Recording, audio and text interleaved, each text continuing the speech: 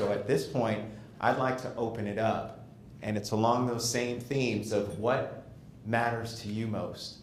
What are the things that you need to have here in Clarksburg?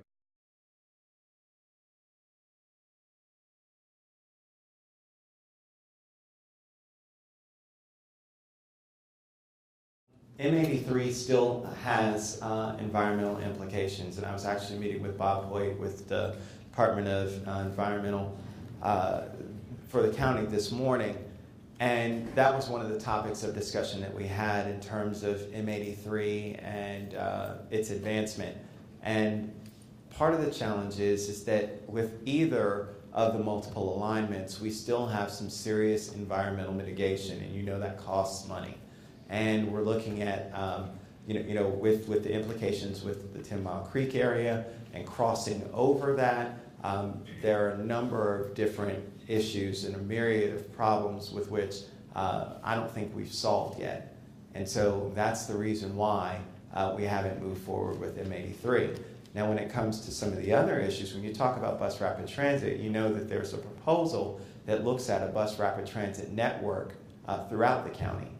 And I think that that's a great direction for us to start looking at. And there have been a number of stakeholders, private, that have looked at partnering with the county to try and make something like that happen. And Mark Elridge, one of the county council members at large, has done a great job and has been a passionate proponent of expanding bus rapid transit routes throughout the county, such that not just relying on the CCT and looking at the CCT as more of a people mover from mega station to mega station, i.e. Clarksburg directly down to Shady Grove with minimal stops in between, and utilizing bus rapid transit to then fan out to some of the other areas and go into those major stations on the line of the CCT.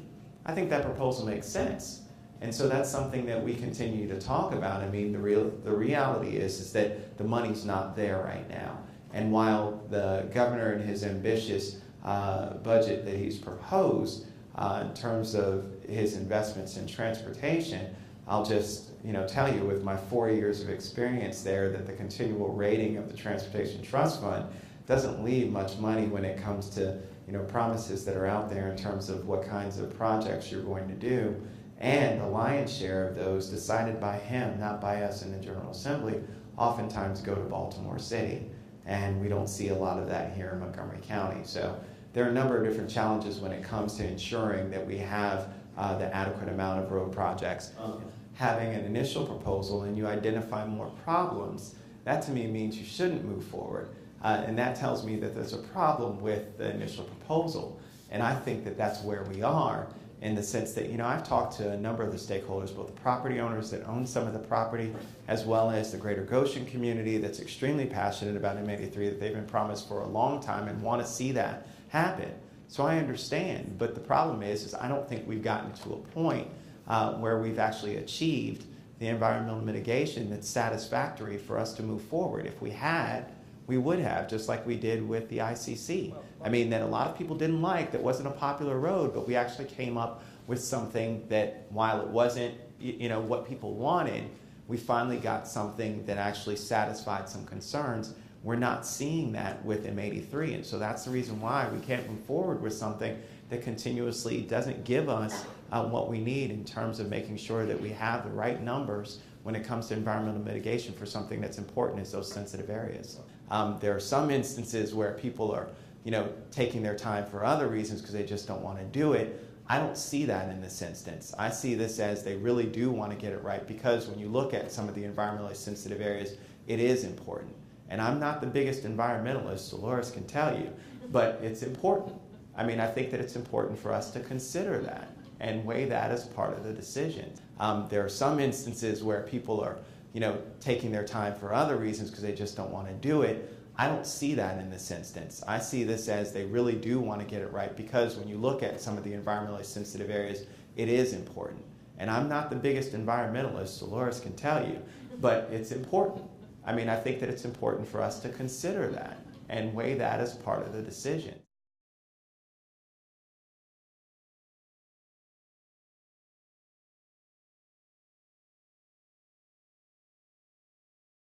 There are a number of proposals that I've seen regarding the stage 4 areas in Clarksburg and moving those forward. And I think that there are some creative proposals that are out there that allow for some of the impervious structure that's proposed for the bus depot that still create less density with those proposals, that still accomplish some of the aggressive goals that I think that we've put forth as a county when it comes to the amount of impervious surface. Typically we ask for, or we're trying to get somewhere around 15%, which I think is admirable, and I think that I've seen some proposals that even ask for less than that. And so I think that whatever creative methodology we can come up with, and I know that Park and Planning has some great suggestions for those that are interested in pursuing projects in those areas, I think that the two can be built together. Again, part of the consideration is that when we look at the bus depot area, it might not be the same proposal as it was before if we end up splitting it between two separate facilities, and that's one of the things that I've been a proponent in looking at. So I think that there's some possible flexibility that would allow for us to continue to do those projects that I think are important. I absolutely agree with you in moving some of those stage 4 elements forward while also balancing that with the county's bus depot and being able to make it all work.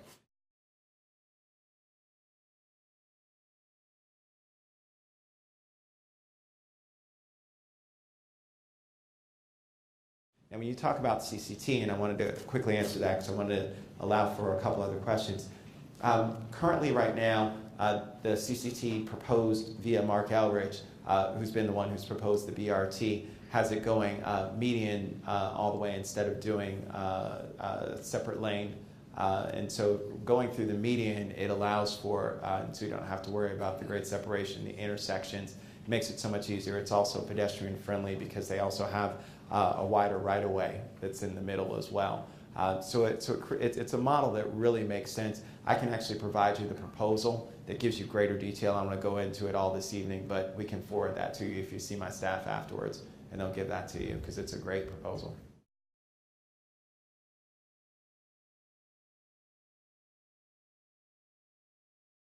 I've actually heard that concern from a number of folks already, and I couldn't agree with you more.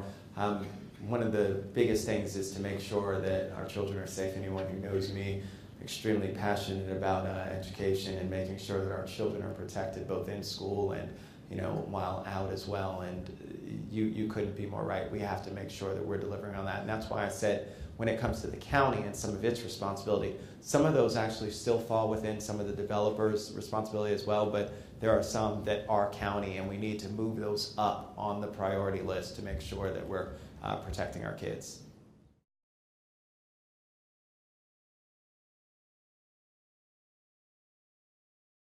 We'd have to consult with the developers in Clarksburg Village. I mean, the whole process itself takes a while in terms of opening up a master plan amendment, so that process takes a while.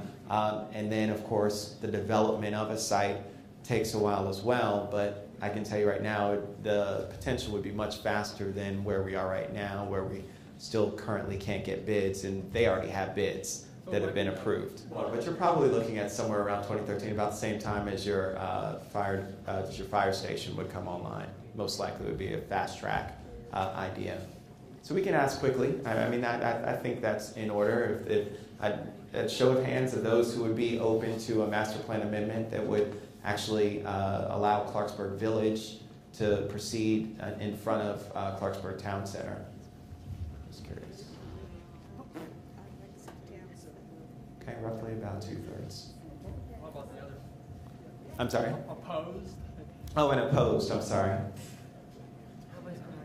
I think the rest are kind of indifferent, kind of still questioning the plan. Well, folks, it's 8:57, and I just wanted to take a moment of personal privilege to thank you. It's an extremely cold night. It's a Monday night where oftentimes people are very busy.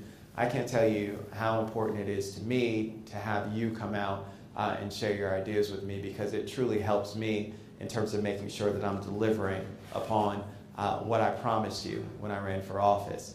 And one of the things that you'll get to know about me as your representative is I don't like empty promises. and I like to fight tooth and nail for my constituents. And when you identify things that are important to you, I make sure that I fight for them. That's what you elected me to do. And so, thank you. I just wanted to remind you again, Steve Goldstein, Chief of Staff, Sharon St. Pierre, Deputy Chief of Staff, please feel free if you have additional follow-up questions. Rose Taylor, one of my legislative aides, Danielle Way in the back, another one of my legislative aides. If you have additional questions, you want to follow up. Oh, I'm sorry. And of course, go ahead and stand up. My fellow county council members at large, Nancy Florine and Hans Reiner. Let us know what is working and what isn't. Okay? Part of the problem is that oftentimes we can't get things done because we don't know that they're a problem. And it only comes from you reaching out to me. I can't tell you how many bills I passed in Annapolis that were just based on constituents. I'm not going to be the brightest person in the room. I'm not, but I will listen. And that's what's most important. So I wanted to thank you guys very much for coming out this evening. This will not be the last. This is certainly the first, but won't be the last. And I look forward to working with you guys to make sure that we're delivering on your vision of Clarksburg. So thank you.